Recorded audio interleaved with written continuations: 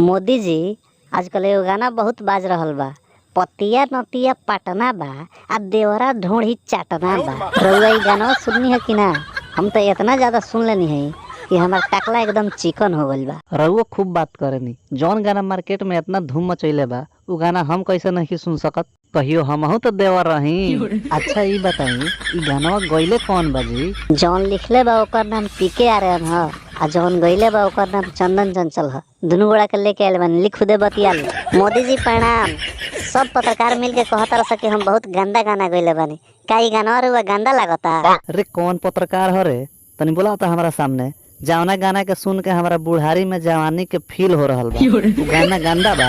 राधे श्याम रसिया के कहल बात आज तक हमरा याद बा कि जौन जबरन लिया उ चांदा ना होला, करिया कपड़ा महावीर जी के झंडा ना होला। आ गाना तो सभे गावला, लेकिन एगो बात बा भाई, जौन गाना समझ में आ जाए उ कबो गंदा ना होला। का अमित जी ई बातवा सही बा नु? हाँ बिल्कुल बिल्कुल सही बा। मोदी जी यही गाना के लेके पत्रकार हमरा के इतना टॉर्चर कैलसन कि हम जहर खा लेले रहनी, लेकिन रउआ सपोर्ट कैनी है, ऐसे हम बहुत खुश बानी। भाग बुड़बक, आत्महत्या कइल जाला। ऐसा ही भोजपुरी में कचकचवा गाना लिखत रह आ भोजपुरी के नाम ऊंचा कर। तब चंदन कुछ नया पुरान होके तो तनी हमनियों को सुनाओ मर दे। अरे काहे ना, एगो नया मैटर तैयार कैले बानी, रुकी सुनाओ तनी रउआ के।